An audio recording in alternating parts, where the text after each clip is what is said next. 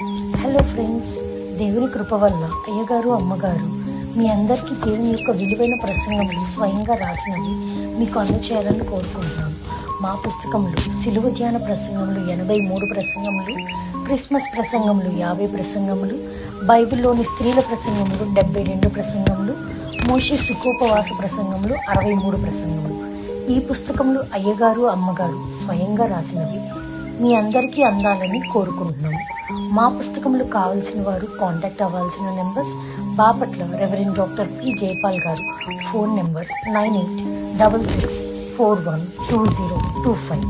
Guntur doctor P Prasad Rao garu, phone number 9413685994 and 9705789407. మా పుస్తకంలో మీరు తీసుకొని చదివి ఆదరణ పొంది దేవుని మహిమపరచాలని కోరుకుంటున్నాము. Don't forget to like the video. Thank you.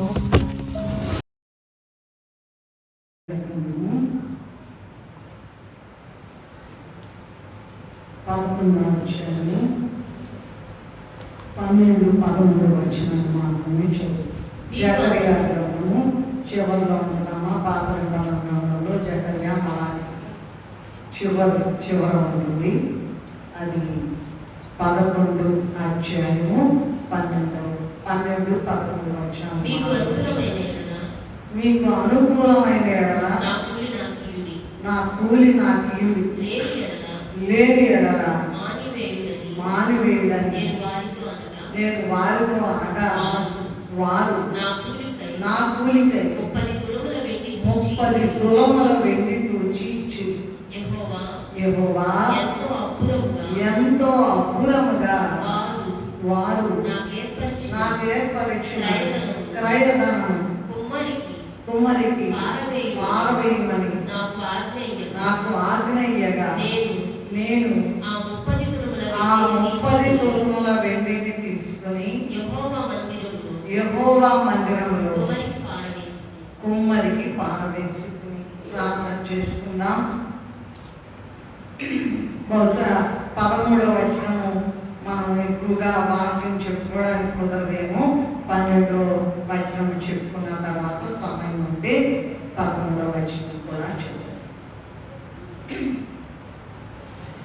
మమ్మల్ని మిక్కిలిగా ప్రేమించిన మా తండ్రి,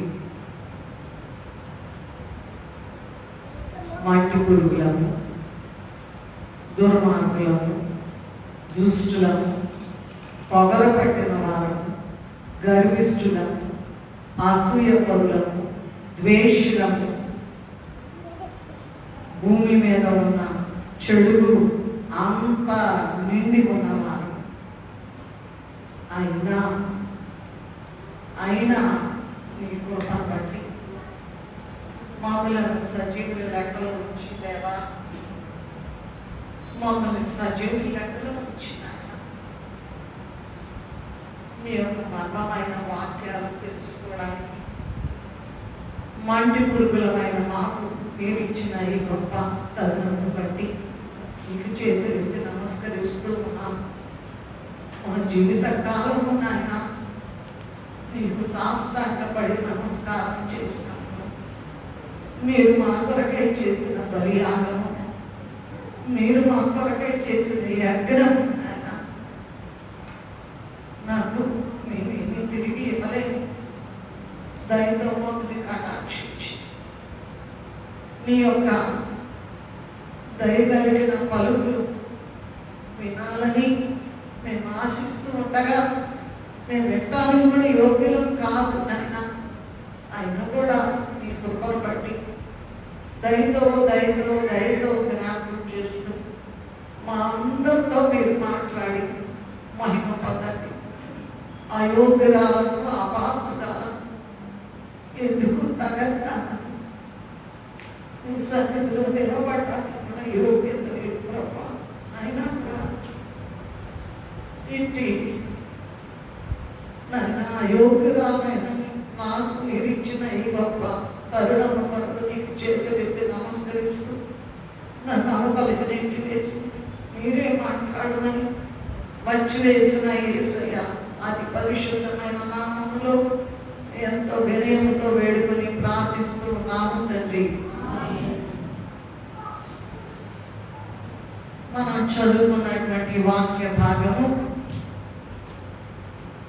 జకర్యా గ్రంథము 11 అధ్యాయము 12 మాత్రం చదువుకుందాం. అవకాశాన్ని బట్టి 13 కూడా అవకాశాన్ని బట్టి చూసి ఒక్క వచనం. మీకు అనుకూలమైన ఎడల నా కూలి నాకు ఇవ్వండి, లేని ఎడల మానువేయుడని నేను వారితో అనగా వారు నా కూలికి 30 వెండి తులముల వెండి తూచి ఇచ్చి. ఇది కూడా చదువుకుందాం. యెహోవా ఎంతో అబ్బురముగా హేళనగా అని రాసుకోవచ్చు, చెప్పుకోవచ్చు. వారు నాకు ఏర్పరిచిన క్రయధనమును కుమ్మరికి పారవేయమని నాకు ఆజ్ఞయ్యగా నేను ఆ 30 తులముల వెండిని తీసుకుని యెహోవా మందిరములో కుమ్మరికి పారవేసింది. జాగ్రత్తగా విందాము.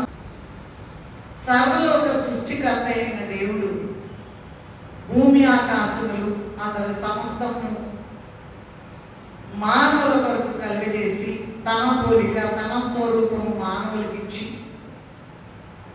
అనుదినము జీవము, ఆహారము, ఆరోగ్యము, ఆయుష్కాలము, సర్వ సౌకర్యాలు ఇస్తూ ఉంటే మానవులు పొగరబట్టి ఆయన మార్గంలో నుండి తప్పిపోయారు, వెలగొట్టబడ్డారు. ఆయన మార్గంలో నుండి అంటే ఏదైనా తోటలో నుండి పాపం ప్రవేశించింది, సర్పము సహకరించింది. ఈ చేసిన ఆది మానవులు కూడా సహకరించడాన్ని బట్టి ఆయన మార్గంలో నుండి పూర్తిగా తప్పిపోయినప్పుడు ఇక లాభం లేదు. దేని వలన మనిషి ఇక బాగుపడ్డాడు, మనిషికి ఇక పరలోక ద్వారం తెరవబడదు అని అన్ని విషయాలు ముందుగానే తెలుసు.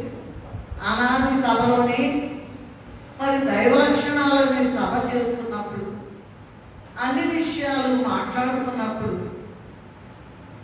మరి నేను గొప్ప సృష్టి చేయబోతున్నాను, మనుషులను చేయబోతున్నాను అంటే వెంటనే న్యాయం అందట మరి చేస్తావు, వాళ్ళు తప్పిపోతారు కదా అన్నారట. అప్పుడు ప్రేమ అందట నేను వెళ్తాను, భూలోకానికి నేను వెళ్తాను, నేను వెళ్ళి వాళ్ళని నా ప్రాణం అర్పిస్తాను.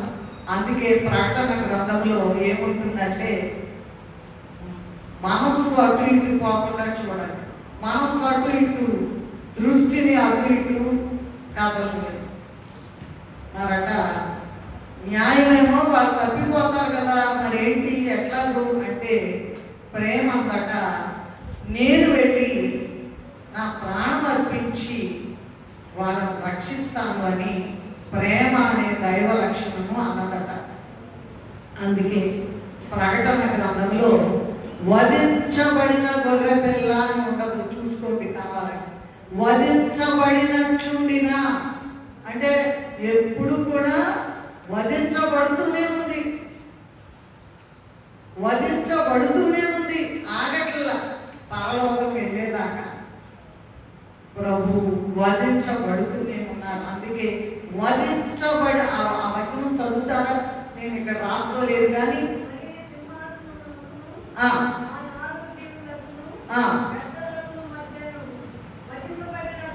వధించబడినట్లుండిన గొర్రె పిల్ల. చాలండి, థ్యాంక్ యూ. మరి ఆ యేసుక్రీస్తు ఆ మనిషి తప్పిపోయినప్పుడు యేసుక్రీస్తు ఆయనే స్వయంగా నరావతారధారిగా యేసుక్రీస్తు అని పేరున వచ్చి తన ప్రాణ రక్తమును చిందించి ఒక యజ్ఞ పశువుగా మారి గొప్ప యజ్ఞం చేసి అందరినీ కూడా పాపం నుండి విమోచించారు. ఒకవేళ యేసయ్య నరావతారిగా భూలోకానికి రాకపోయినట్లయితే మనము భూమి మీద నివసించే అవకాశం మనకు లేదు, బతికి బట్టగట్టే అవకాశం లేదు, బడాయిపోయే అవకాశం అంతకన్నా లేదు, పొగరు బట్టి మాట్లాడే మాటలు అంతకన్నా లేదు. మనకి లేదు లేదు లేదు. నాశనం అయిపోయింది సృష్టి అంతా, ప్రభువే దిగి వచ్చారు. అలా యజ్ఞం చేసి బలియాగం చేసి అందరినీ కూడా పాపము నుండి విమోచించారు. ఇలాగూ అక్కడ ఒక మాట వాడారు, ఒక కూలివానిగా పనిచేసి. ఏంటండి? కూలివానిగా పనిచేసి నా కూలి నాకు ఇవ్వండి, లేకపోతే మానివేయండి అని చెప్తూ ఉన్నాను. ఈ మాట చెప్పింది ఎవరంటే చెప్పండి, యేసు ప్రభువే. ఎంతసేపు మాట్లాడాను కదా, యేసు ప్రభువే ఏమంటున్నారండి? నేను కూలివానిగా చేశా, పుట్టిన దగ్గర నుంచి కూలివాడానంట ఈయన. 33.5 సంవత్సరాలు కూలివాడిగా పనిచేసి నా కూలి నాకు ఇవ్వండి, లేకపోతే మానేసేయండి అని ఎంత దీనంగా మాట్లాడుతూ ఉన్నారు. ఈ విషయాలు 7 అంశాల ద్వారా మనం ధ్యానం చేస్తాం. నంబర్ 1 పాయింట్ ఏంటంటే యేసు ప్రభువే కూలివాడు. ఎంత భయంకరంగా ఉంది ఈ మాట. సర్వలోక సృష్టికర్త యెషయా గ్రంథంలో ఉంది కదా, 6వ అధ్యాయంలో 24 గంటలు నిరంతరము సైన్యములకు అధిపతి యెహోవా పరిశుద్ధుడు పరిశుద్ధుడు పరిశుద్ధుడు అని సర్వలోకము ఆయన మహిమతో నిండి ఉన్నది అనేటువంటి ఆ మాట. అంత గొప్ప దేవుడు తండ్రితో తనను సమానునిగా అనిపించుకోవడానికి ఇష్టపడక, అసలు భక్తులైన వారు రాశారు కదా, సమానులెవరు ప్రభో నీ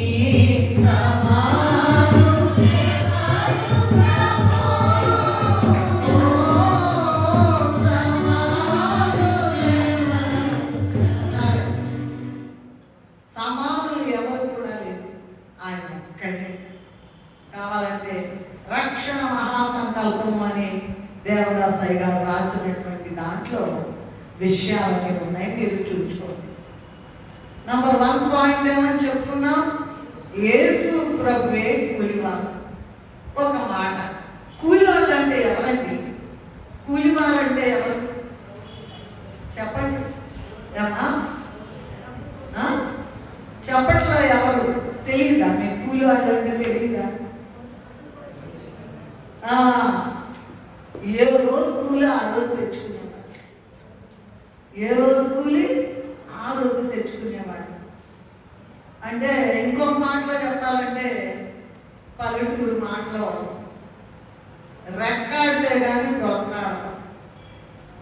ఏంటండి?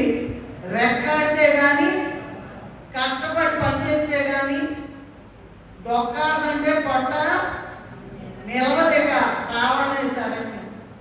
రెక్కాడితే కానీ డొక్కాడు. ఇప్పుడు మామూలుగా చదువుకున్న వాళ్ళకి తెలుస్తుంది ఈ మాట. ఇప్పుడు లేబరర్స్ అంటారు, కూలి లేబరర్స్. ఈ లేబరర్స్ అనేటువంటి మాటలో, లేబర్ అనే దాంట్లో 2 రకాల లేబర్ ఉంటాయి. ఒకటేమో మెంటల్ లేబర్, తర్వాత మాన్యువల్ లేబర్. మెంటల్ లేబర్ అంటే మరి ఉద్యోగాలు చదువుకుని ఉద్యోగాలు చేసేవారు, వీళ్ళనే వైట్ కాలర్ జాబ్ హోల్డర్స్ అంటారు. మాన్యువల్ లేబర్ అంటే కష్టపడి ఏ రోజు కూలి ఆ రోజు, ఏ రోజు బియ్యం, ఏ రోజు కారం, ఏ రోజుకి ఉప్పు, ఏ రోజుకి ఎంత నూనె, ఉల్లిపాయ కావాలో, పెరుగు కావాలో, కొన్ని మజ్జిగ కావాలో, పాలు కావాలో, లేకపోతే అది కూడా లేదేమో, ఏ రోజు కూలి ఆ రోజు తెచ్చుకునేవారు వాళ్ళని కూలివారు అంటారు. ఒక ఆవిడంట ఇంట్లో 8 మంది పిల్లలు ఉంటే వెళ్ళిపోయి 3 రోజుల నుంచి వాళ్ళ ఆయన గారు రాకపోతే ఆయన ఆసాన దగ్గరికి వెళ్ళి పల్లెటూరులో అడిగిందంట, అయ్యా 3 రోజుల కూలి నాకు రావాలయ్యా అని ముందే తెచ్చుకుందంట. అంటే ఆ 3 రోజులు ఎంత భయంకరమో చూడు. అసలు ఆ మాట చెప్పుకోవడానికి అమ్మా ఒక మాట, నువ్వు కూలిదానివి, నువ్వు కూలోడివి అంటే ఎట్లా ఉంటుందండి మనకి? ఏమా మెంటల్ లేబర్, మాన్యువల్ లేబర్. మనసుతో ఇప్పుడు ప్రొఫెసర్లు ఉంటారు, డాక్టర్లు ఉంటారు, ఆఫీసర్లు ఉంటారు, టీచర్లు ఉంటారు, అందరూ ఉంటారు. వాళ్ళంతా కూడా manual labour, sorry mental labour. Manual అంటే చేతుల కష్టం చేసి బ్రతికేటువంటి వారు. కూలి వారు ఎవరంటే ఇంకొక మాటలో చెప్పాలంటే దాసులు. ఏమంటారండి? దాసులు. పల్లెటూరులో ఏం మాట అంటారు? జీతగాడ కదండి, అవునా కదా? ఏ రోజు కూలి ఆ రోజు. ప్రభువు అంత గొప్ప దేవుడు, పుట్టించేది ఆయనే. యోహాను సువార్త 1వ అధ్యాయంలో ఉంది, సమస్తము ఆయన మూలంగా కలిగెను, ఆయన లేకుండా ఏది కలుగలేదు. ఇది అసలు మ్యాండేటరీ పాయింట్. మ్యాండేట్ అంటే అధికార పూర్వకమైన మాట. ఆయన లేకుండా ఏది లేదండి. ఏదో ఏదో అనుకుంటారు కానీ ప్రభువు లేకుండా అన్ని నామముల కన్నా పైనామము యేసుని నామము సదాములమై కనపరచగలిగిన క్రీస్తు నజరేయుడా నా యేసయ్యా ఎంతయు కాలకైనా ఆరాధనైనవు నీవేనని తలపెట్టి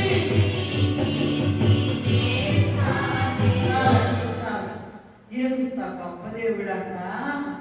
ఏమంటున్నారు? నా కూలి నాకు ఇవ్వండి. ఏం కూలి పని చేసేవయ్యా నువ్వు? ఏసయ్యా ఏం కూలి పని చేసేవయ్యా? అంత బాగా ఎందుకు వచ్చిందయ్యా నీకు? 24 గంటలు సింహాసనం మీద కూర్చుంది, అన్ని లోకములకు అవతల ఉన్న ఉన్నత లోకాన సింహాసనాసనుడు అయిన గొప్ప దేవుడివి. కుంటివారిని బాగు చేసిన దేవుడివి, గుడ్డివారిని బాగు చేసిన దేవుడివి, పక్షవాని రోగులను బాగు చేసిన దేవుడివి, నడుమగిపోయిన వారిని బాగు చేసిన దేవుడివి, చనిపోయిన వారిని బాగు చేసిన దేవుడివి. రోడ్డు మీద మోసుకొని పోతున్న నాయను విధవరాలు కుమారుని లేపావు. ఇంట్లో చనిపోయిన యాయిరు కుమార్తెను లేపావు. సమాధిలో 3 దినాలు కట్టబడిన లాజరుని 4వ దినం లేపావు. అంత గొప్ప దేవుడు నువ్వు లేడు ఏంటయ్యా? ఆలోచించు. మనస్సు అటు ఇటు పోనివాడు. సాతాను రెడీగానే ఉంటాడు. పక్కనే ఉన్నాడు శనిగాడు రాస్తాడుగా. మెలకుగా ఉన్నాడు. ప్రియులారా మీ పక్కనే ఏముందంట? శనిగాడు ఉన్నాడు. వినకుండా చేయడానికి డిస్ట్రాక్షన్. సరే, కూలి వాళ్ళు ఎవరంటే దాసులు. ప్రభు ఏమంటున్నారంటే మీకు అనుకూలమైన ఎడల నా కూలి నాకు. అసలు ప్రభు కూలి వాడు ఏంటండి బాబు? ఇది అర్థం కాని మాట. ఇది చాలా పజిల్తో కూడినటువంటి. ఇదేంటి ఈ మాట ఏంటి? ఎక్కడన్నా విన్నారంటండి? విన్న వాళ్ళ చేతులు అంటండి ఎక్కడైనా ఈ మాట ఏ బోధకులు వారైనా ఎక్కడైనా విన్నారా? ఎవరి పక్క కూడా చేతులు ఒక దేవదాసయ్య గారే రాశారు. పై లోకం నుండి వచ్చిన బైబిల్ మిషన్ ఏం రాశారంటే ఈ కూలివాడి యొక్క రక్తం మనకు కావాల్సి వచ్చింది. ఈ కూలివాడి యొక్క శరీర రక్తం మనకు వచ్చింది. అది విడిపోతే లేదు, గతి లేదండి. అబ్బో పుట్టి పెరిగి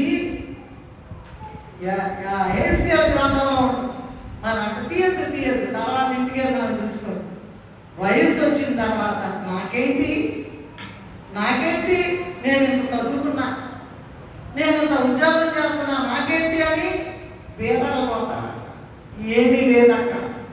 చూడండి, నాకు సమయం ఇస్తే అయ్యగారు నేను దేవదాసయ్య గారు రాసిన ఒక్క మాటను పట్టుకుని ఈ వాక్యాన్ని ధ్యానం చేశాను. సరే, తొందరగా వెళ్తాను. నేను ఫిలిప్పీయులకు రాసిన పత్రిక 2వ అధ్యాయం 6 నుండి 8 వరకు. నా గొంతు కొంచెం ఇబ్బందికరంగా ఉంది, ఆయన క్షమించండి.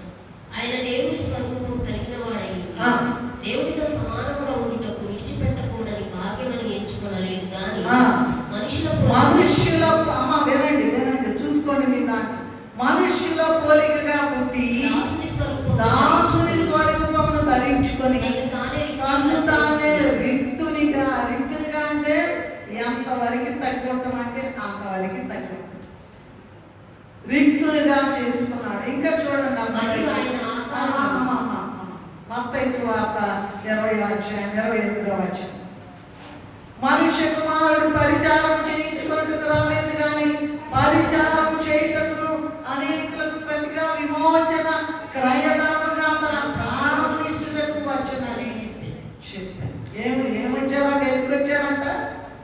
ఎవరన్నా ప్రాణం ఇవ్వడానికి ఉన్నారు రెడీ కదా? ఏమన్నా ప్రాణం ఇవ్వడానికి ఎవరన్నా రెడీ? నేను ఇచ్చేస్తా, ఓకే పాట, నాకు లెక్కలేదు అనేవాళ్ళు ఎవరైనా ఉన్నారా? ప్రాణము ఇవ్వడానికి పరిచారము చేయించుకున్నట్టుకు రాలేదట. చూడండి, ఒక ఆఫీసర్ వెళ్తుంటే బ్యాగ్ పెట్టుకున్నాడు, అవునా కదా?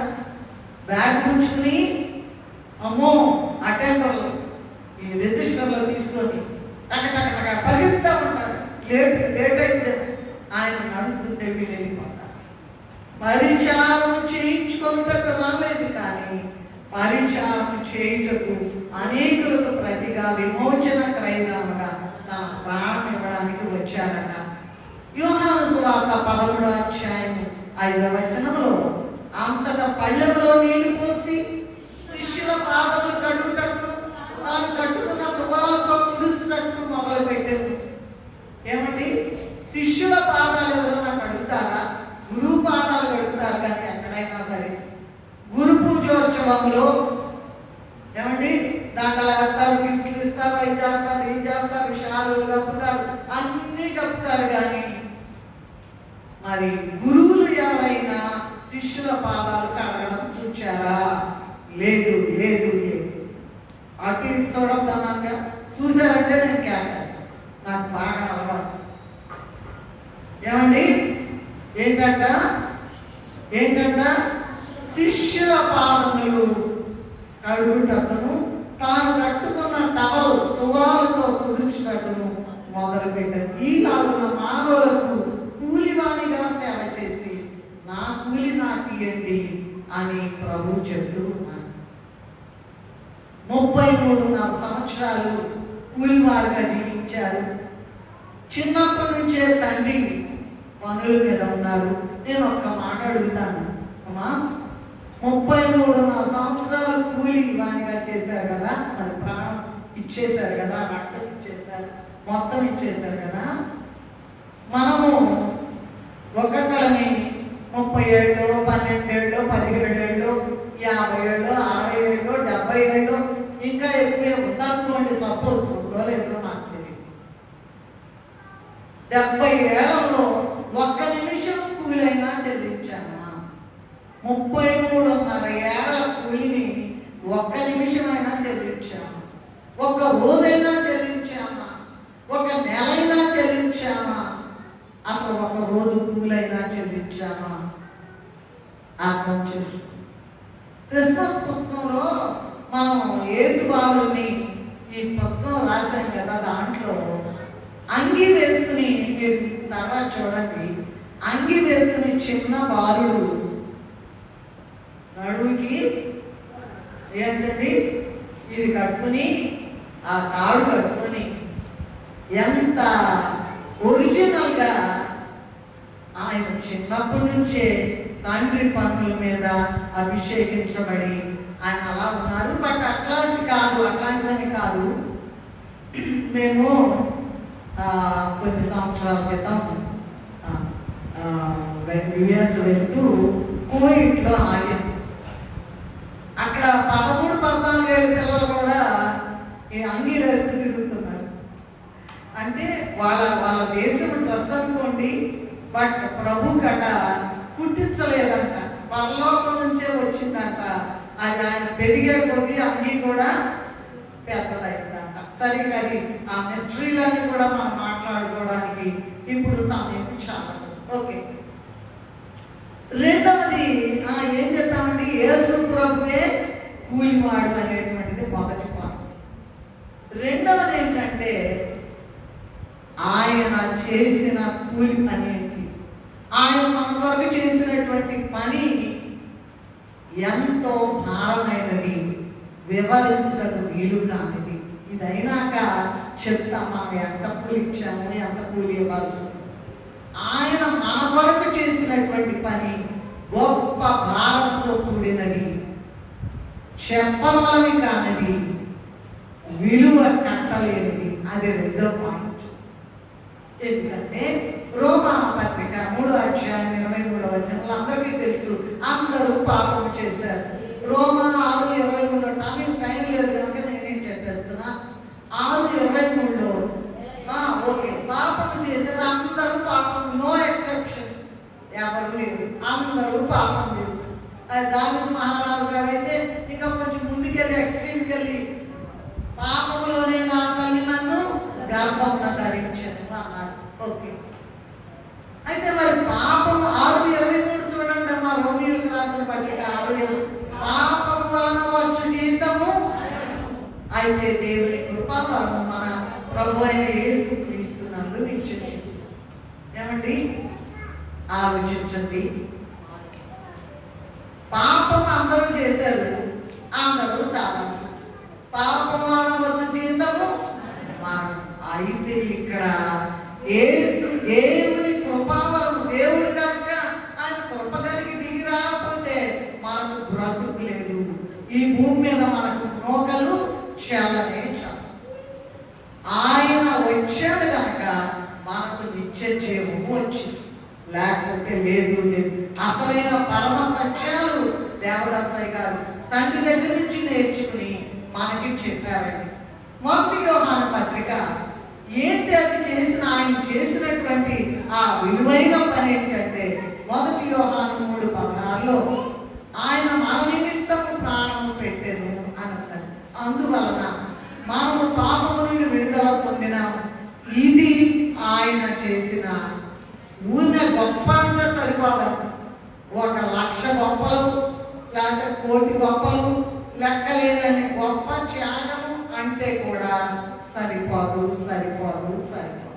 ఇటు చూడాలి, వచ్చే వాళ్ళని చూడటం కాదమ్మా, వాక్యము వైపు మనస్సు మరల్చండి.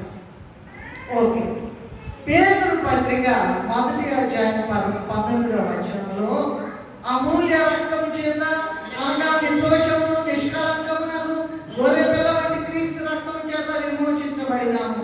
అందువలననే మొదటి కొరింథీయులకు రాసిన పత్రిక 7:23 మీరు విలువ పెట్టుకొనబడిన వారు కనుక మనుష్యులకు దాసులు కాకుడి, దేవునికి దాసులుగా ఉండండి. మనుష్యులకి ఇప్పుడే చెప్పారు కదా, అటు చూడటం ఇటు చూడటం, వెళ్ళే వాళ్ళని చూడటం, పోయే వాళ్ళని. అసలు దేవుడి దిగి వచ్చి మాట్లాడుతున్నాడు అంటే లేకుండా బుద్ధి ఉందా మనకు? ముందు నాకని అడుగుతున్నా, నేను కూడా చూస్తానేమో. బుద్ధి ఉందా అని అడుగుతున్నా. ఏంటి విలువైన త్యాగం, ఏంటి గొప్ప త్యాగం, ఏంటి సమర్పణ, ఎందుకు ఇంత తగ్గింపు? అమూల్యమైన మొదటి పేతురు 1:19 అమూల్యమైన రక్తము చేత అనగా నిర్దోషమును నిష్కళంకమును గొర్రె పిల్ల వంటి క్రీస్తు రక్తము చేత విమోచింపబడినాం. అందుకనే మొదటి కొరింథీయులకు రాసిన పత్రిక 7:23 మీరు విలువ పెట్టుకోబడిన వారు కనుక మనుషులకు దాసులు కాకుడి. మనుషులు పట్టించుకుంటామండి, వాళ్ళు ఏం చేరబెట్టుకున్నారు, ఆయన ఏం చక్కగా వేసుకున్నాడు, నీకెందుకు? నీ సంగతి నువ్వు చూసుకోరాదు. ఆమె ఏం మాట్లాడుతుంది, నీకెందుకు? నువ్వు జాగ్రత్తగా మాట్లాడరాదు. ఆమెకి ఎంత పొగరు, నీకెందుకు? నీకు పొగరు లేకుండా చూసుకోరాదు. మనుష్యులకు దాసులం అయిపోయాను. ఎంత భయంకరమో చూడాలి. ఎందుకంటే ఎందుకు ఇంత గొప్ప త్యాగం? మనం పాడు కోయబడిన గాయము కోటబడిన గాయము రక్తము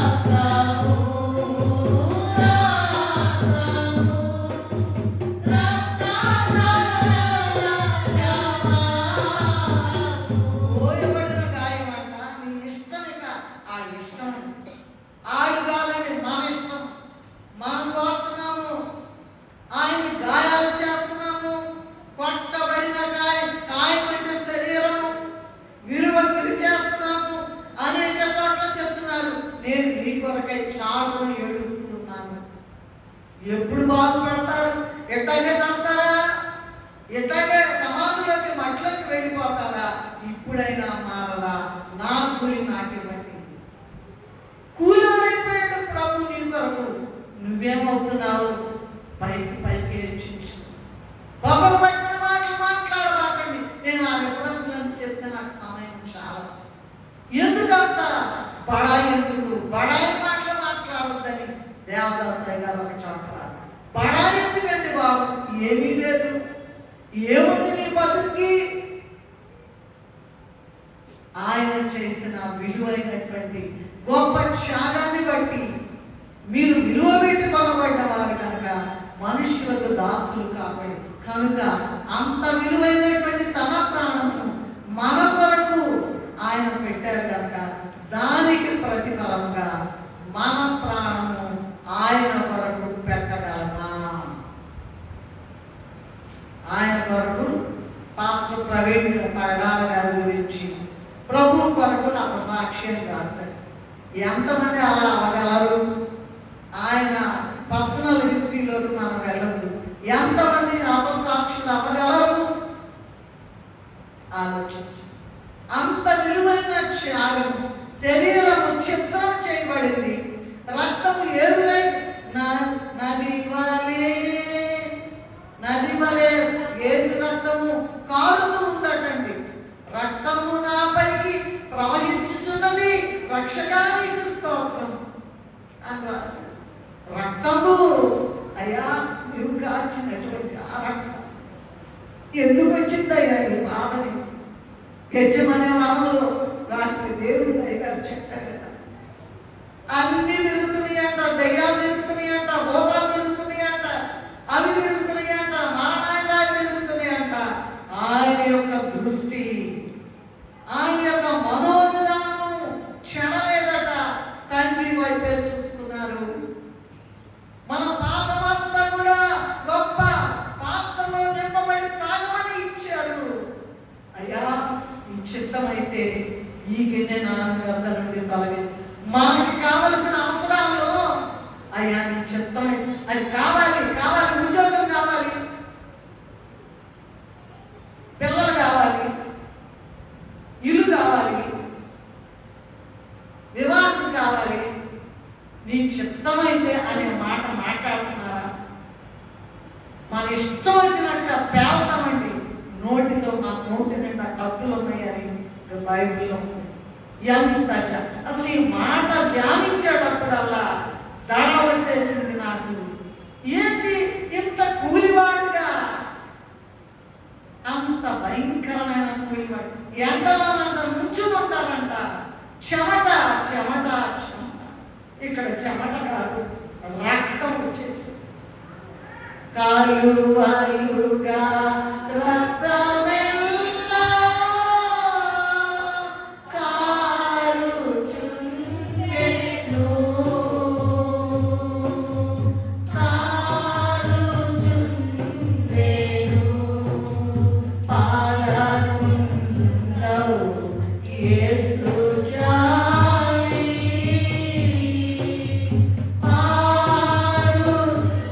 రక్తమేమో నదిలాగా కారుతుందంట, ఆయన జాలంట. ఏమన్నా ఇప్పుడు పాడే కదండి, పాలకుండవు యేసు జాలి పారుతూ ఉందంట. రక్తం కారేటువంటి ఒక చిన్న దెబ్బ కొడితే ఎరా ఏంట్రా నీ అంతేదో తెలుస్తా రకరకాల మాట్లాడుతున్నారు కదా ఆయన హత్య విషయం. నీ అంతు తేలుస్తానరా, నువ్వు నాన్నంత కొట్టేవాడివా? వదకు తేబడిన గొర్రె పిల్లవలే ఆయన నోరు తెరవలేదు. ఇష్టం వచ్చినట్టు వాగుతున్నామా? ఎవరు పడితే అట్లా మాట్లాడుతున్నామా? ఎవరు పడితే అలా విమర్శిస్తున్నామా? నీకెందుకు? నీ బతుకు సంగతి నువ్వు చూసుకోవాలి. ఇది కఠినంగానే ఉండవచ్చు. ఇది దేవదాసాయి గారి మాట. ఆ కూలివాని రక్తమే మనకు గతి. కూలివాని రక్తం మనకు గతి. ఎవరంటే ఆ కూలివారు? కాస్ట్లీయెస్ట్ కూలివారు అంటానికి కూడా చాలదని. ఎంత గొప్ప దేవుడు, ఎంత పరిశుద్ధుడైన దేవుడు, ఎంత శక్తి గల దేవుడు. డాక్టర్లు చచ్చిపోయిన వాడిని బాగు చేస్తారా? అలా వల్ల కాదు, అలా వల్ల కాదు. ఎంతవరకు 100 వరకే మందులు ఇస్తారండి. చనిపోయినాక లాభం లేదు, తీసుకెళ్ళండి అంటారు. ఈ పరమ డాక్టర్ గారు ఏమైనా సరే, సమాజంలో పాతి పెట్టినా సరే, బయటికి రాగానే 72 మెట్ల కింద పాతి పెట్టబడినటువంటి లాజరు గారు 72 ఆయన ఆజ్ఞ లాజరు రాగానే 72 మెట్టు మీదకి వచ్చి కూర్చున్నాడు. అప్పుడు అన్నారంట, ఆ వస్త్రాలన్నీ తీసేయండి, ఆ రుమాలు కట్టబడి ఉందంట. ఎంత శక్తి గల దేవుడు! కూలివాడు, నా కూలి నాకు ఇవ్వండి. 33.5 సంవత్సరాలు. అంత పొగరెందుకండి? ముందు నాకు అనుకుంటున్నా, నాకు గర్వమే, నాకు పొగరే. ప్రభువే కూలివాడైతే నేను ఎంత ఉంటాను? కొన్ని కోట్ల అసలు లేదండి. తగను కూలి దాన్ని అనిపించుకోవడానికి నేను తగను. ప్రభువే కూలి. సకల లోక సృష్టికర్త ఆయన లేకుండా సమస్తం ఏది కూడా కాగలేదు. ఆయన కూలే. మీకు అనుకూలం, నా సొంత మాటలు కాదు, మీకు అనుకూలమైన నా కూలి నాకు ఇవ్వండి, లేకపోతే మానేసి. చెప్పి హృదయం అనేది తలుపు వద్ద క్రీస్తు నాదుండు, యేసు నాదుండు నిలచి సదైడచ్చు తట్టు. ఎంతసేపు నిలవబెట్టి ఏడిపిస్తున్నాం. నేను కూడా ఏడిపిస్తున్నా. నేనే ఎక్సెప్షన్ కాదు ఇక్కడ. ఆయన చిత్తాన్ని మనం అంగీకరించగల, మన ఇష్టం మనం చేస్తున్నాం. ఎవరు లెక్క చెప్పేది? రండి 40 దినాలంటే రాత్రి దేవుడు దయగారు మాట్లాడుతుంటే నేను మెచ్చుకోవడం కాదు, కానీ నా కళ్ళ పట్టి నీళ్ళు వచ్చాయి. 40 దినాలని ఇక్కడ సిలువ ధ్యానాలు జరుగుతుంటే ఇంతమందేనా? ఏమయ్యారు జనం? అఫ్కోర్స్ ఊళ్ళో ఉన్నారు, చెప్పారనుకోండి, బాగా వాళ్ళు ఉన్నారు. అది అట్లా కాదు. ఏంటి, ఏం చేస్తున్నారు ఇక్కడ? ఎలాగాడుండి ఏం సంపాదిస్తున్నారమ్మా? ప్రయాస ఒక యాజకుడికేనా? రేపు వెళ్ళాక ఏం చెప్తావు? జవాబు ఏం చెప్తావు? పిల్లలు అంటారు చదువుకున్నారు కూడా, ఎంత చదివినా కూడా నీకు ఆయన చిత్తం, ఆయన ఇష్టం లేకుండా ఏది రాదు. ఆయన కాళ్ళు పట్టుకుని 40 దినాలు నీలో ఉన్న, నాలో ఉన్న పొగ తగ్గడానికి, నాలో ఉన్న దుర్మార్గత తగ్గడానికి, నాలో ఉన్న అహంభావం తగ్గడానికి ఈ 40 దినాలు తగ్గించుకుని కాళ్ళు పట్టుకుని సాష్టాంగపడి, నాకు ఇది అయ్యా, నీ చిత్తమైతే అది అయ్యా అని అడగాలి. అందుకే 40 దినాలు ఎగతాళిగా కాదు, ఊరికి నా జరుపుకుంటారు, నీ పనే పాట వాళ్ళిద్దరికి అనుకుంటారు. మొదటి పాయింట్ ఏం చెప్పాను? యేసు ప్రభువే కూలివారు, ఇంకెవరు కాదు ఇక్కడ ఈ మాటలు. రెండవది, ఆయన మన కొరకు చేసిన గొప్ప పని ఎంతో విలువ కట్టవలసింది కాదు, క్షపణాలవి కానిది. మూడవ పాయింట్ ఏంటంటే, మన పాపములే ఆయనను చంపివేసినవి. ఏంటండి? మన చెప్పండి అందరూ. నా పాపములానండి. నేను ఎక్కడ పాపం చేశాను అనొచ్చు మీరు? కాదండి. ముమ్మాటికి మన పాపములే, నా పాపములే ఆయనను చంపివేసింది. కీర్తన గ్రంథము 22వ అధ్యాయం 12-11 చూసినట్లయితే ఏముందంటే, వృషభములు అనేకములు నన్ను చుట్టుకొని ఉన్నవి, భాషల దేశపు బలమైన వృషభములు నన్ను ఆవరించి ఉన్నవి, చీల్చును గర్జించుతుండు సింహము వలె వారు నోళ్ళు తెరుచుతున్నారు. ఇవన్నీ కూడా ఒక మాటలో చెప్పాలంటే నా పాపమే నీ పాపం.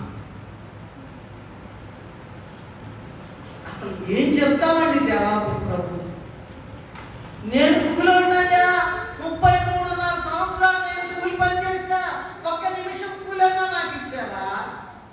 దేవుని సన్నిధిలో పనిచేస్తున్నావా? దేవుని మందిరంలో పరిచర్య చేస్తున్నావా? ఏమనుకుంటున్నారు మీరు? అవే మాకు, ఒక భక్తుడు రాశాడు, అవే మాకున్నవి, అవే మాకున్నవి నాయన, ఎడ్లకు బదులు మా పెదవులు నిన్ను స్తుతించాలి. ఇచ్చినవన్నీ నీవే కావా, ఉన్నవన్నీ నీ ఈవులు ప్రభువా. ఏమీ కాదు నీ సన్నిధిలోన అయ్యా, నా యొక్క హృదయం నీకు అర్పిస్తే చాలు. ఏదేమైనా నేను అవే మాకున్నాయి. ఏముంది?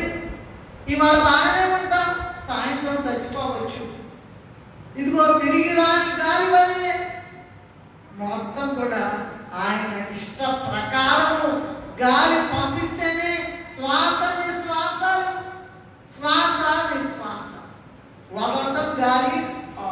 ఎన్నో రోగాలు అక్కడ పెట్టండి, కొత్త గాలి వదలటం, గాలి పీల్చుకోవడం. ఆయన వదిలితేనే గాలి, నీవు గాలి పీల్చుకుంటున్నావు. గాలి లేకపోతే మొత్తం బంధిస్తే మరి ప్రార్థన అవన్నీ నేను ఇంకా లోపలికి వెళ్ళాలి.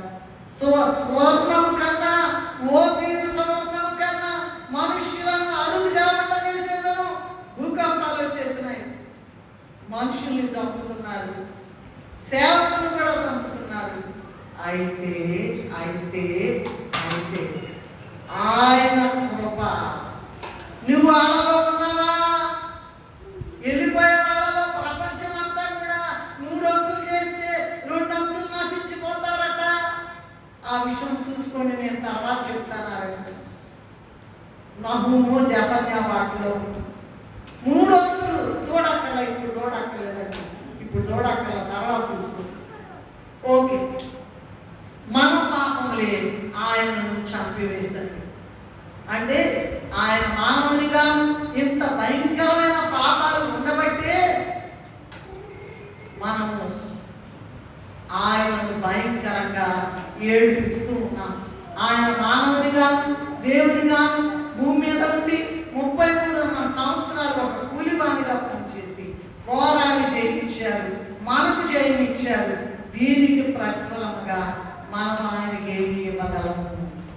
అదే కూలి అంటే, అదే కూలి. 4వ పాయింట్ ఏంటంటే, ఆయనకు మనం ఇవ్వవలసినటువంటి కూలి ఏంటి? ఏం చేయాలి? ఫిక్స్డ్ డిపాజిట్లని, ఎఫ్డీలన్నీ ఇచ్చేయాలా? మన ఇళ్ళని ఇచ్చేయాలా? మన బంగారం అంతా ఇచ్చేయాలా? ఏమి ఇవ్వాలి? మన కార్లని ఇవ్వాలా? ఒక విమానాలు ఉంటే అవి కూడా ఇచ్చేయాలా? ఏమీ అక్కర్లేదమ్మా, ఏమీ అక్కర్లేదయ్యా, ఏమీ అక్కర్లా. ఆయనకు మనం ఇవ్వవలసినటువంటి కూలి ఏమిటి? 4వ పాయింట్, క్రీస్తు ప్రభు తన ప్రాణమును మన కొరకు కల్వరి శిలువలో అర్పించి మరి మనలను క్రొత్త నిబంధనలోకి తీసుకొని వచ్చారు. క్రొత్త నిబంధనలో చేర్చారు. పాత నిబంధనలో పంటికి పళ్ళు, కంటికి కన్ను, నువ్వు పాపం చేస్తే ఇప్పుడు కూడా ముస్లిం కంట్రీస్ లో ఇదిగో చేతితో తప్పు చేస్తే చేయి నరికేయాలి, కాలుతో తప్పు చేస్తే కాలు నరికేయాలి. అసలు ఎంత దయగలిగినటువంటి కృపాకాలంలో ఉన్నామో నీకు తెలుసా? ఇవాళ దశించామంటే, ఇవాళ బ్రతికున్నామంటే నశించకుండా ఆయన యొక్క కృప, ఆయన యొక్క కృప. ద్వితీయోపదేశ కాండము 1 దినములో రాసిన మోషే గారు ఏమంటున్నారంటే 4వ అధ్యాయంలో, అయ్యా నీ కృపను బట్టి ఈ దినం కూడా నేను బతికున్నానయ్యా. ద్వితీయోపదేశ కాండం అంతా 1 రోజులోకి రాశారట.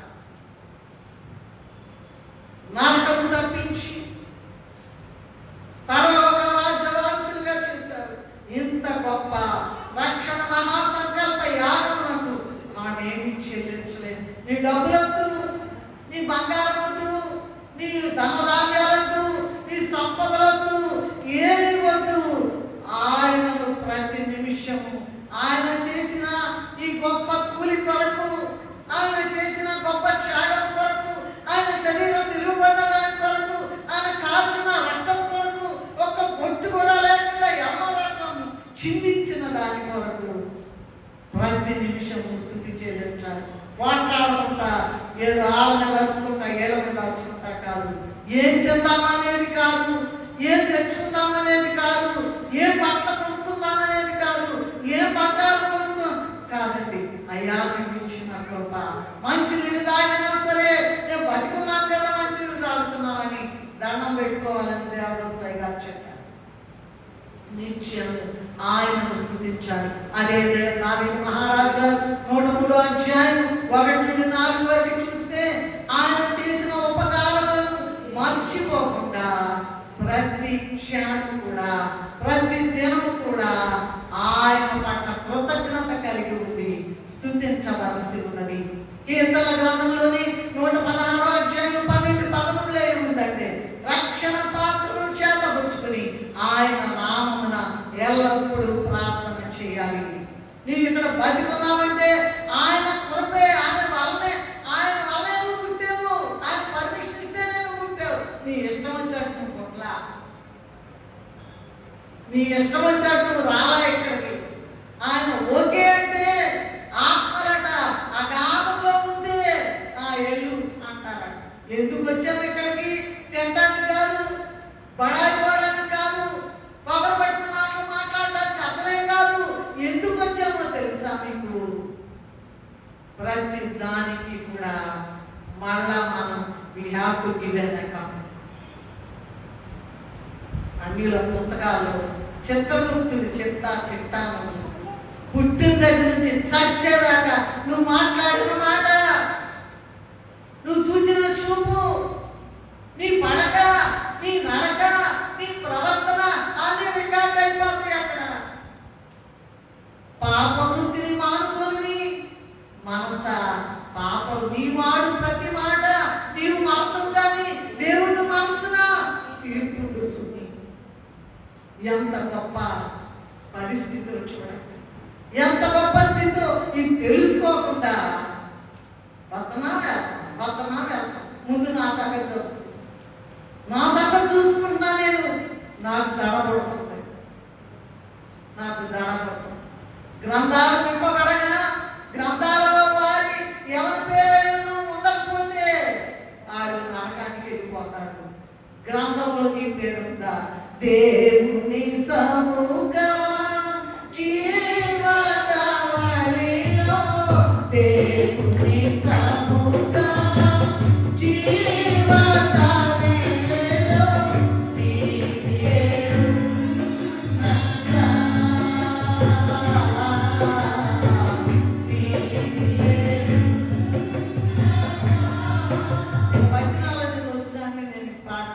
నీ పేరు కనుక కీర్తన గ్రంథము 116-12-13 రక్షణ పాత్రను చేతబుచ్చుకుని ఆయన నామమున ఎల్లప్పుడూ ప్రార్థన చేయాలి. ఇంకో గొప్ప మాట చెప్పారు దావీదు మహారాజు గారు 40వ అధ్యాయం 9వ వచనంలో, నా పెదవులు మూసి కొరక మహాసమాజంలో ఆయన నీతి సువార్తను ప్రకటించదనని నేను అంటే. 40 సంవత్సరాల ఇశ్రాయేలు మీద 49 అండి కీర్తన గ్రంథము 49. ఆయన గొప్ప రాజండి. 40 సంవత్సరాలు ఆయన ఎప్పుడు పరిపాలన చేసేవాడు? 7 సార్లు అంతా స్తుతిస్తాడంట, 3 సార్లు ప్రార్థన చేస్తాడంట. మనకేమైంది? ఏమి రోగం ఇచ్చింది? క్షమించండి నన్ను. 3 సార్లు ప్రార్థన చేస్తున్నారా? 7 సార్లు స్తుతిస్తున్నారా? ఇక్కడ అయ్యగారు ఏం చెబుతున్నారంటే ప్రతి క్షణము స్తుతించాలి. మంచినీళ్ళు తాగినా స్తుతించాలి, ఎక్కడికి వెళ్ళినా స్తుతించాలి, చిన్న మేలు జరిగినా స్తుతించాలి. అవన్నీ లేవు. అందుకే ఇంత కఠినమైన వాక్యం. ఊరికనే మా బాబు మాట్లాడుతుంటే ఇదిగో ఇదయ్యా అంటే నేను ఎక్కడ చెప్పలేదే ఈ మాట అన్నాడు. అయ్యా దేవదాసయ్య గారు, కూలివాని రక్తము, ఏం జవాబు చెప్తావు నువ్వు? కూలివాని రొట్టె, కూలివాని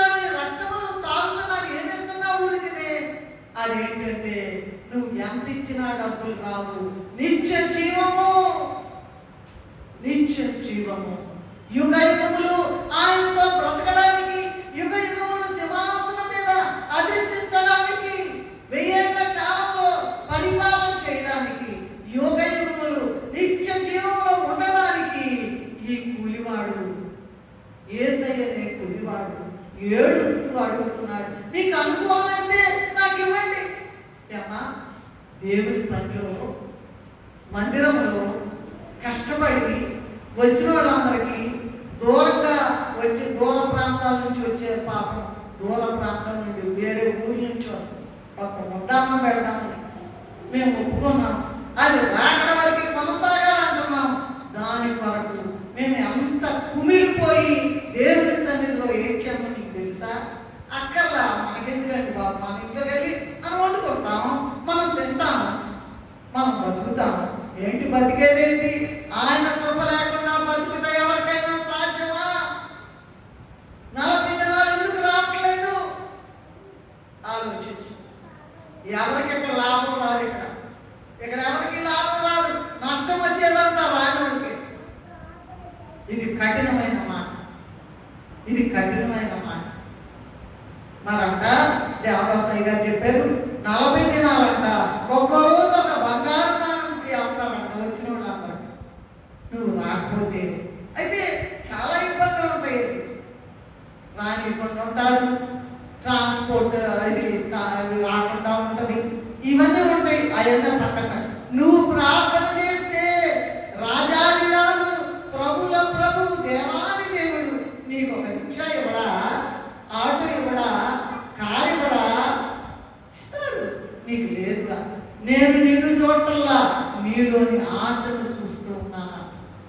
ఉందా అసలు ఆశ ఉందా రావాలని? ఇంకా లోతుకి వెళ్ళను కనుక పెదవులు మూసుకొనుకుంటా 46-9 కీర్తనలు నా పెదవులు మూసుకొనుకుంటా మహాసమాజంలో ఇదేంటండి రాజు గారి పని పాటలేదో ఏంటి? నీ పని నువ్వు చూసుకో. రాజుగారు కన్నా నేను గొప్పదాన్నా, నువ్వు గొప్పవాడువా, నువ్వు గొప్పదానివా? ఏమీ లేదండి, ఏమీ లేదు.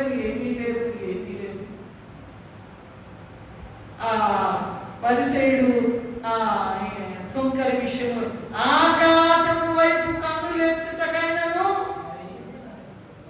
ఏమండి చదువుకోవటం అలవాటైంది కానీ అప్లై చేసుకోవటం అలవాటు. ఆకాశం వైపు కన్నులు ఎత్తుటకైనను, అదేంటంటే ఆకాశం వైపు చూడటానికి కూడా ధైర్యం రాలేదా? ఏమా తెల్లారే చూస్తాం, కింద తింటాం, మళ్ళీ పైకి చూస్తాం, మళ్ళీ కింద. ఆకాశం వైపు కన్నులు ఎత్తుటకైనను ధైర్యం చాలక, అయ్యా ఒక్క మాట, పాపినైనా నన్ను కరుణించు. అతని యొక్క ప్రార్థన అంగీకరించబడింది. 10 వంతులు ఇస్తున్నా, 10 మాటలు ఇస్తున్నా, అది ఇస్తున్నా, ఇది ఇస్తున్నా. ఈ సంవత్సరం గేటం దేవుని పని అంటే ఎగత. నువ్వు కాకపోతే నీ తాతను తీసుకొని వస్తాయి. 40 దినాల విషయం ప్రభువు చెప్పారు. ప్రభు చెప్పిన వాగ్దానం నిలబెట్టుకుని మేము 24 గంటల ఆయన సన్నిధిలో చేస్తాం.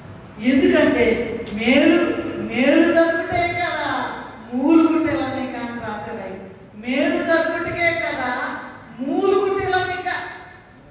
మేలు జరగడానికంట మొలగాలంట.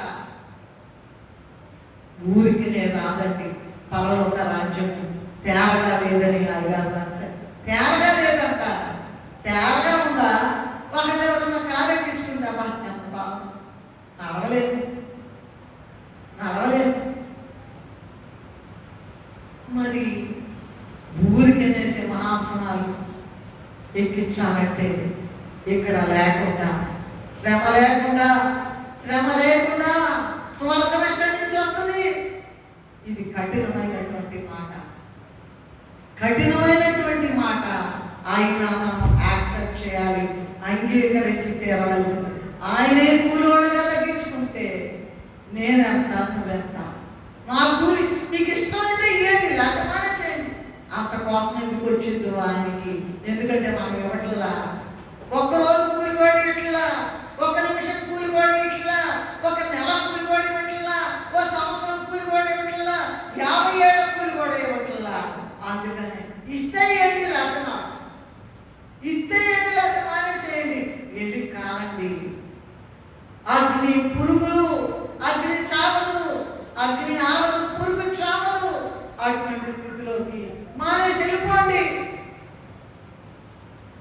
చాలా కఠినమైనటువంటి వాక్యం.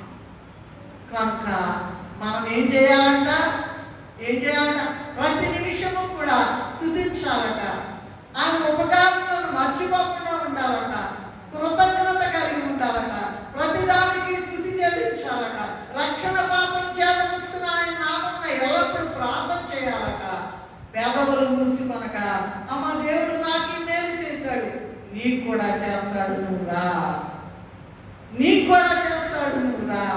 వచ్చి ఏమీ వాకర్లా, రూపాయి కూడా వాకర్లా, కూర్చో, ప్రార్థన చేసుకో, నీ పనులు జరిగేస్తాయి. అది గొప్ప మాట. ఇది 4 పాయింట్లు అయిపోయింది. నేను ఇంకా లోతుకి వెళ్ళకూడదు. మనం ఎంతవరకు ఆయన కూలి చెల్లిస్తూ ఉన్నాము అనేటువంటిది నెక్స్ట్ పాయింట్. ఎంతవరకు చెల్లిస్తూ ఉన్నాం? జకర్యా గ్రంథంలో చదువుతున్నాం కదా, అప్పుడవుగా అనగా హేళనగా ఇచ్చేలే 30 వెండి నాణాలు ఇచ్చేది అని అప్పుడవుగా మాట్లాడారంట. అంటే హేళనగా మాట్లాడారంట. ప్రభు చేసిన పనికి ప్రతిఫలముగా 30 నాణాలు తూచి ఇచ్చారట. అయితే వాటిని కూడా మత్తయి సువార్త 27:6-9 ఉన్నట్లుగా పరదేశులను పాతిపెట్టుటకు కుమ్మరి వారి ఫలము కొనడానికి ఇది ఇవ్వడం అయిపోయిందంట. ప్రభుని ఎరిగిన క్రైస్తవులమైన మనము కృతజ్ఞత కలిగి మన పనులు, మన ప్రవర్తన, మన పరిచర్య, మన భక్తి, మన నీతి ద్వారా కొంతవరకు మాత్రమే ఆయనకు కూలి చెల్లిస్తున్నాము. ఇంకను ఆయన ఎరుగని అన్యజనులైన మన సహోదరులైన వారు అనేకులు ఉన్నారు. ప్రేమ కలిగి మనం చెప్పాలి, అమ్మా గొప్ప దేవుడు, అమ్మా గొప్ప కార్యాలు చేస్తాడమ్మా.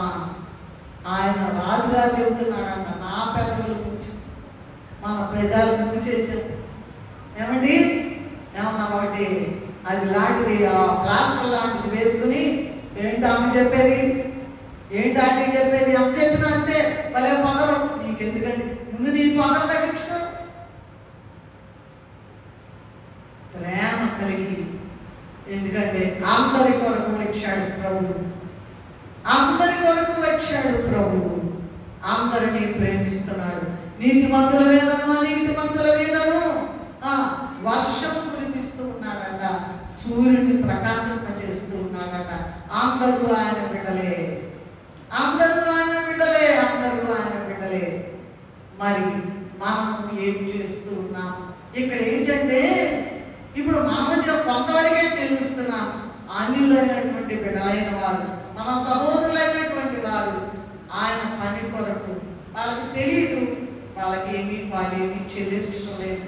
అందువలన యెషయా 53:8 ఆయన అన్యాయపు తీర్పునది భూమిలో కొట్టివేయబడను, ఆయనను అతని తరం వారిలో ఈ సంగతి ఆలోచించిన వారెవరు?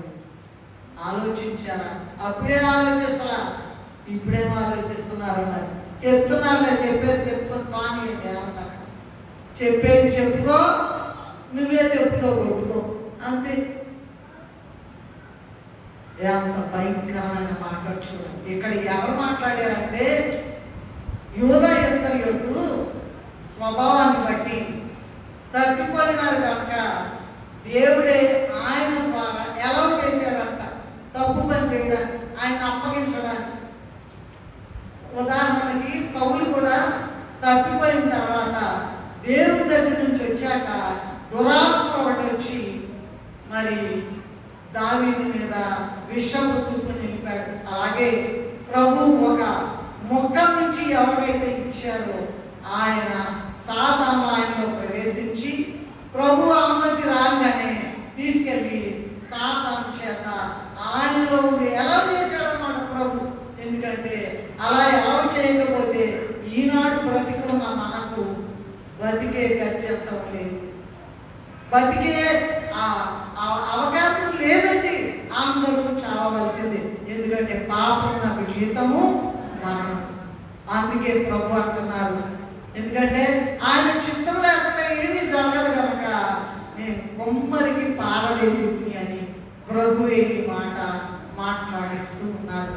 అయితే పాపం చేసిన తర్వాత గురి వేసింది చనిపోకముందు నేను నీతిమంతుడైన దేవుణ్ణి, ఆయన చేసిన అద్భుత కార్యాలను కూడా ఇతను సాక్షిగా ఉన్నాడు. కానీ అతను ఏమి చేయక అప్పుడు అన్నాడు, అమ్మో ఇంత గొప్ప దేవుణ్ణి, ఇంత ఆశ్చర్యకరుణ్ణి, ఇంత అద్భుతకరుణ్ణి నేను తీసుకెళ్ళి నేనా అతడు పుట్టి ఉండని ఎడల అతనికి మేలు, అతని ప్రార్థన పాపమందును గాక, అతని భార్యను వేరొకరు కానీ ఇంకా ఉందండి. ఆ విషయాలు నేను ఇంకా లోపలికి వెళ్ళను. ఓకే, సో ఇప్పుడు ఎన్నో పాయింట్ చెప్పండి ఒకసారి, ఎన్నో పాయింట్లు మాట్లాడుకుందాం. 5 అయిపోయింది అంతేనా? రైట్. అప్పుడే అన్యాయపు తీర్పు అతని తలములో ఈ సంగతి ఆలోచించిన వారు ఎవరు అంత కదా. మీరు ఎవరన్నా ఆలోచిస్తున్నారా? నేనేం రూపాయి కూడా కూయలేదు. డబ్బులు కాదండి. ఆయన కొరకు జీవించాలి.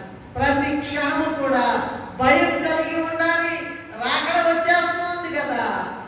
6వ పాయింట్ ఏంటంటే, ఆయన దాసునిగా కూలి పని చేసినట్లు మనము కూడా దాసులుగా ఉండాలి. ఆయన రాజాధిరాజు. ఇది మెయిన్ పాయింట్ అండి. ప్రభుల ప్రభు, దేవాది దేవుడు దాసునిగా రాజాధిరాజు కూలి పని చేసినట్టు మనము ఇక్కడ దాసులుగా ఉండి అక్కడికి రాజులుగా వెళ్ళిపోవాలి. ఆయన క్రీస్తు ప్రభు భూమి ఆకాశములు అందులోని సమస్తం మనకిచ్చి ఆయన శరీర రక్తములకు మనకు ఆహారంగా ఇచ్చారు. ఆయన ఈ లోకములకు పంపించిన యజమానుడైన తన తండ్రికి ఆయన విధేయుడిగా ఉండి యోహాను సువార్త 17వ అధ్యాయం 4వ వచనంలో ఏమంటున్నాడంటే, చేయుటకు నీవు నాకు ఇచ్చిన పనిని సంపూర్ణంగా నెరవేర్చి భూమి మీద ఏమండి నిన్ను మహిమ పరచుకుని అంటున్నాడు. ఏమంట? ఆ నాన్నగారు ఎవరి నాన్నగారు? అత్యంత సింహాసనముపై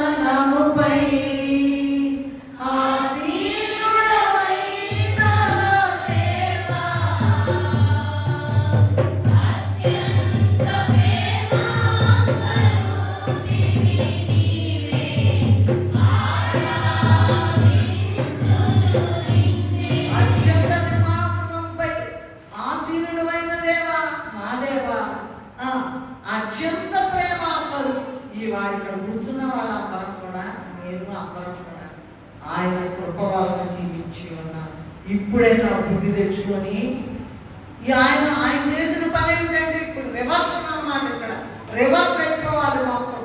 ఆయన రాజాదిరాజు, ప్రభుల ప్రభు, దేవాది దేవుడు దిగొచ్చి దాసునిగా కూలివాడుగా అయిపోతే మనము ఇక్కడ దాసులుగా ఉన్నాం కనుక ఆయనను వెంబడించి ఆయన చెప్పింది చేసి రాజులనుగా యాజకులనుగా నామము చేసి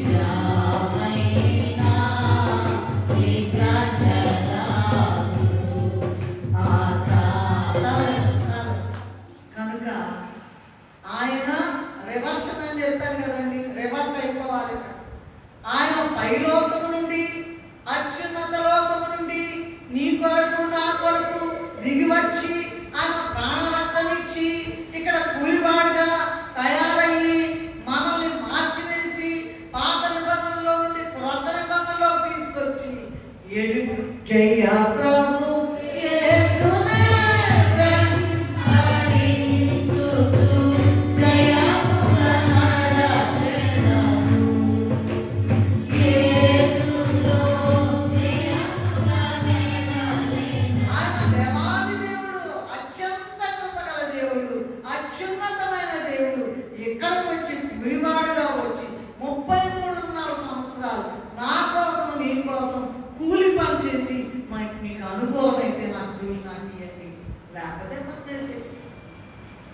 చెప్తున్నారు.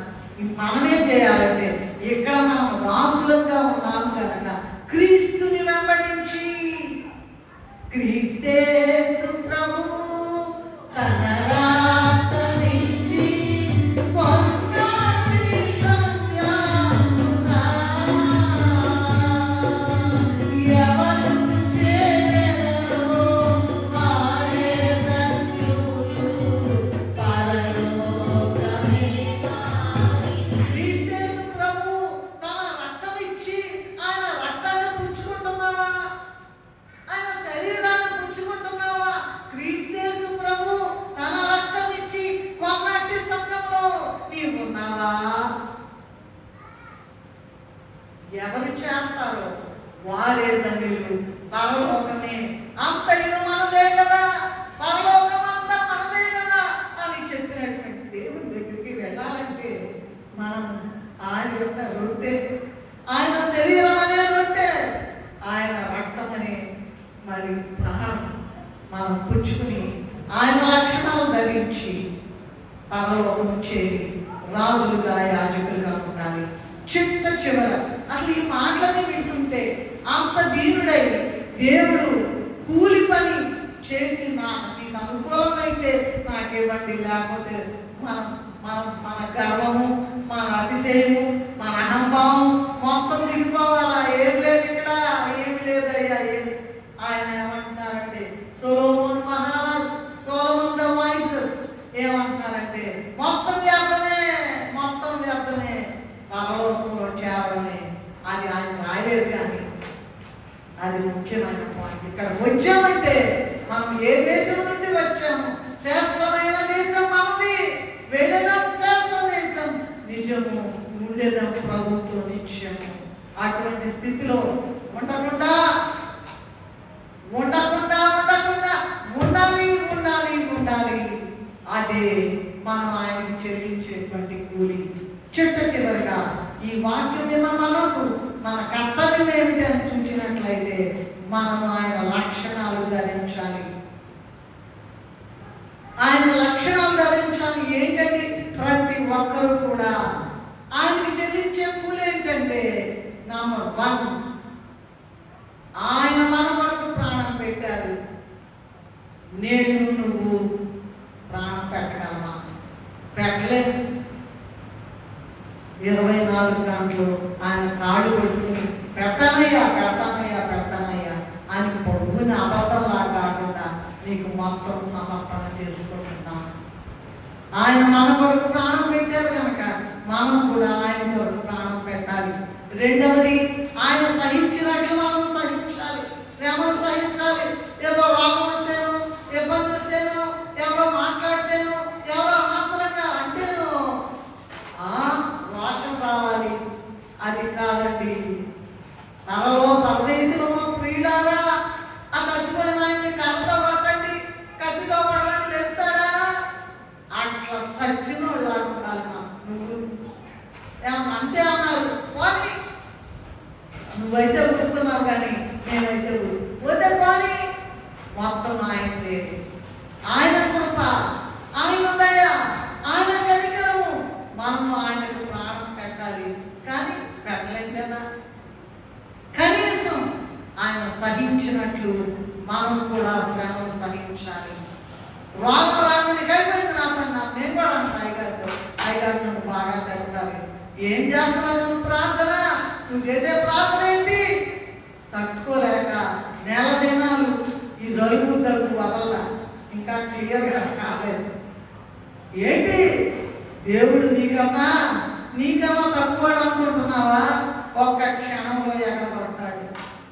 ఎంత రోగం వచ్చినా, ఇటు రోగమైనా, అట్టి రోగమైనా, ఎట్టి రోగమైనా, ఎట్టి సమస్య అయినా, ఎట్టి చిక్కైనా ఏసే చేస్తాడు.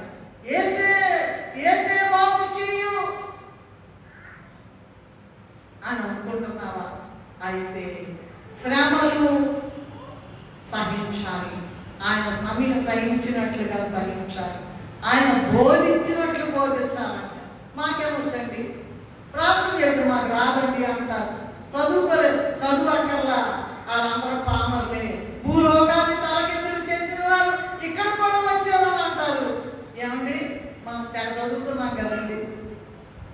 ఏమా మనం తెగ చదువుకున్నాం కనుక భూలోకాన్ని తలకిందులు చేసేవాళ్ళు ఏం చదువుకున్నారు? చేపలు పట్టేవారు. ఏమి చదువులేదు. వాళ్ళు ఏం చేసేవారంట? భూలోకాన్ని, వాళ్ళ గురించి ఏమన్నారంటే భూలోకాన్ని తలకిందులు చేసిన వారు ఇక్కడికి కూడా వచ్చి ఉన్నారు. ఆయన బోధించినట్లు బోధించాలి. ఆ ఉన్నామాటే మహిమదారం గారు, అయ్యగారి యొక్క తల్లి గారు చదువుకోలేదు, కానీ కనబడి నిలబడి కళ్ళు తెరిచే దర్శనాలు చెప్తారు. ఒక రోజంట వెళ్తున్నారంట పల్లెటూరులో, మట్టి కట్టంట, రోడ్ లేదంట. అయ్యా నీవే ఉన్నావు కదా అయ్యా అని, నీవే ఉన్నావు కదా అని పాడుకుంటూ వెళ్తూ ఉన్నారట. ఆ మట్టి గడ్డలు దాటే వరకు కూడా ప్రభు స్వయంగా వారితో నడిచింది. ఎప్పుడైతే మామూలు రోడ్డు మీద అడుగు పెట్టారో, ఎప్పుడైతే కాలు మళ్ళీ మామూలు రోడ్డు పెట్టారో ప్రభు వెళ్ళిపోయారట. అటువంటి స్థితి నీకు తెచ్చుకోగలవా? చదువుకోరా? మోకరిస్తే కన్నీరు దారగా పారిపోతాడు, దారగా కాదుదండి. మనమేమో కన్నీటి బొట్టు కూడా, ఒక్క బొట్టు కూడా ఎంత చేయండి, రాళ్ళ ఒక్క బొట్టు కూడా కన్నీరు దారగా కారిపోతాయి.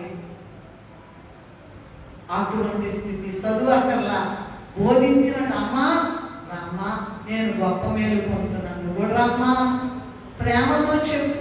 ఆయన బోధించినట్లు బోధించాలి, ఆయన సహించినట్లు సహించాలి, ఆయన ప్రాణం పెట్టినట్టు ప్రాణం పెట్టాలి, ఆయన ప్రార్థించినట్లు ఆయన ప్రార్థన విషయం ఎంచాలి. ఎన్ని మాటలు ఉన్నాయండి. రాత్రంతా ప్రార్థనలో గడిపేది. నువ్వేం ప్రార్థన చేస్తున్నావు? చేయకుండా నాకు అది రాలేదు, ఇది రాలేదు, కొట్టుకో చెప్పి చెప్పలేదు. ఏమవుతుందండి? ప్రార్థన చేస్తే నెరవేరుంది. ప్రార్థన చేయకోకుండా నాకు అది ప్రార్థన చేస్తున్నామండి, పొద్దాలు చేస్తున్నామండి, ఏం జరగట్లేదంటే నువ్వు చేసే ప్రార్థన ఎక్కడ దాకా, కిటికీల దాకా కూడా వెళ్ళాలి, మొత్తం కప్పు దాటి వెళ్ళద్దు, 7 ఆకాశాలు దాటి వెళ్ళొద్దు, అక్కడికి వెళ్ళి పడద్దు, దవసింహాసం దగ్గర పడద్దు. అట్లా కాదు, కూనే 2 మాటలు చెప్పి కాదు, అలా కాదండి. తర్వాత ఆయన క్షమించినట్టు క్షమించాలి. అవతోడు నీకెంత పాపం చేసినా, ఎంత అన్యాయం చేసినా, ఎంత అక్రమం చేసినా క్షమించాలి. ఆయన ప్రేమించినట్టు ప్రేమించాలి. సంఘం అంతా ఒక కుటుంబం లాగా ఉండాలి. ఎవరికి కష్టం వచ్చినా, ఎవరికి బాధ వచ్చినా వారి రెస్క్యూకి మనం వెళ్ళాలి. ఆయన జయించినట్లు జయించాలి, ఆయన ప్రేమించినట్టు ప్రేమించాలి. ఇదే మనం ఆయనకి ఇచ్చే కూలి, ఇదే మనకు ఆయనకి ఇచ్చే కూలి. నువ్వు ఎలాగున్నావో ఆలోచించుకో, నీ కర్తవ్యం ఏంటో ఆలోచించుకో. మరి దేవుడు చేసినటువంటి ఇంత గొప్ప త్యాగానికి, శరీర రక్తాన్ని ఇచ్చివేసినందుకు, విలువబడిన శరీరము రక్తం ఏరులై కాలిన రక్తం ఇచ్చి కూలివాడుగా ఉంది. నిన్నేమంటున్నాడంటే ఇస్తే ఈ లేకపోలేదు, ఇస్తే ఈ లేకపోలేదు. అలా కాకుండా నన్ను క్షమించు ప్రభువా అని ప్రభు సన్నిధిలో మనకి ఇష్టం వచ్చినంత, మన శక్తి వంచన లేకుండా ప్రార్థన చేయాలండి. మన శక్తి వంచన లేకుండా మన ఇంట్లో పని చేస్తే పని ఉండదని, లాభం ఉండదని. మన ఇంట్లో పని చేస్తే మనకేం మనమే చేసుకుంటాం, మనమే. ప్రభు పని చేసిన వారికి తాను బాకీ చెప్పండి. మరి చేస్తున్నారా? ప్రభు ప్రార్థన చేసినట్టు చేస్తారా? నేను ఇస్తానంటే కూలేని వాళ్ళ చేతులు అంటున్నాకు రావాలి. గడ్డుగా ఉండబాకండి, దుర్మార్గులుగా ఉండొద్దండి. మనం దేవునికి ఇష్టమైన బిడ్డలకు నేను ఇస్తాను కూలి, ఏ పనిలో చేస్తా, మందిరంలో చేసే పని కాదండి. ఆయన ప్రార్థన చేసినట్టు చేయాలి, ఆయన క్షమించినట్టు క్షమించాలి, ఆయన సహించినట్టు సహించాలి, ఆయన ప్రేమించినట్లు ప్రేమించాలి, ఆయన మరి జయించినట్లు జయించాలి. ప్రకటన 3:20 నేను జయించి నా తండ్రితో కూడా ఆయన సింహాసనం మీద కూర్చుని ఉండలాగా జయించు అని నాతో కూడా నా సింహాసనం నందు. అబ్బా పెళ్లి కుమారుని రాకకు పెళ్లి కుమార్తె మేలుకో. పెళ్లి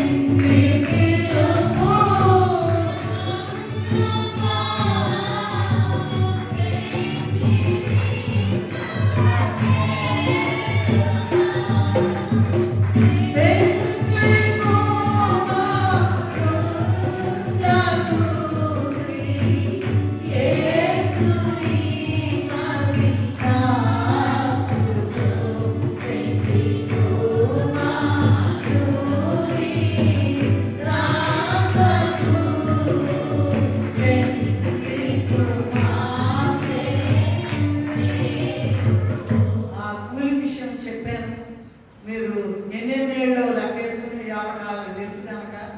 ఎన్నెన్నేళ్ళో లెక్కేసుకుని ఎంతకాలం ఆయన చేసినట్టు ప్రార్థన ఎవరు చేయలేదు, ఎంతకాలం ఆయన బోధించినట్లు ఎవరు చేయలేదు, ఎంతకాలం ఎవరిని ప్రేమించలేదు, ఎంతకాలం సహించలేదు, ఎంతకాలం జయించలేదు, పాపాన్ని జయించుకుంటా ఉన్నాము. ఎంతవరకు మనుషులు వస్తుంటే రెడీగా ఉంటుందండి కళ్ళు చూడటానికి. ఎంత దుర్మార్గత! అలా కాదు. అయ్యా నన్ను క్షమించు, అయ్యా నన్ను క్షమించు. దేవాది దేవుడు మాట్లాడుతున్నాను, నన్ను క్షమించండి అని ప్రభు మీకు ఇష్టమైతే సమయం అయిపోవచ్చు. అయినా నాలో ఉన్న మంటను బట్టి, నాలో ఉన్న నా హృదయంలో ఉన్నటువంటి ఆశను బట్టి, దేవుడు ఇచ్చినటువంటి వాక్యాన్ని బట్టి సమయం కొంత దైవము క్షమించి దయచేసి ఆ కూలి ఒక్కొక్కరికి ఎన్నేళ్ళో లెక్క పెట్టుకుని దేవుడి పని చేయాలి, దేవుడిలాగా ప్రార్థన చేయాలి, దేవుడిలాగా తగ్గించుకోవాలి, దేవుడిలాగా కూలి పని చేయాలి, దేవుడిలాగా అదిగో మేఘంకి వెళ్ళాలి. ఆటి కృపని మనకు అనుగ్రహించును గాక. మమ్మల్ని మిక్కిలిగా ప్రేమించిన మా తల్లి, నాకు తెలియదు, నేను అజ్ఞాని ప్రభు, తెలివి తక్కువదాన్ని ప్రభు. ఇది చాలా విసుగుదలగా ఉండొచ్చు కొంతమందికి. ఆయన దానికి నేను నాయన బాధ్యురాలను కాదు. నీవిచ్చిన ఇదిగో ఏమీ తెలియదు నాకు, నీవిచ్చినటువంటి ఈ చిన్న జ్ఞానాన్ని బట్టి ధ్యానం చేయడం ద్వారా మీరిచ్చిన ఈ చిన్న మాటలను దయతో జ్ఞాపకం చేస్తూ మనుషుల హృదయాల నుంచి సాతాను ఎత్తుకొని పోకుండా ప్రతి ఒక్కరూ కూడా నీకు కూలి చెల్లించే ధన్యత, మేమందరూ నీకు కూలి చెల్లించే ధన్యత మాకు అనుగ్రహించు. మాట్లాడుటకు వచ్చి వేసిన యేసయ్య అది పరిశుద్ధమైన నామములో స్తుతి చెల్లించి వేడుకుంటున్నాము తండ్రి.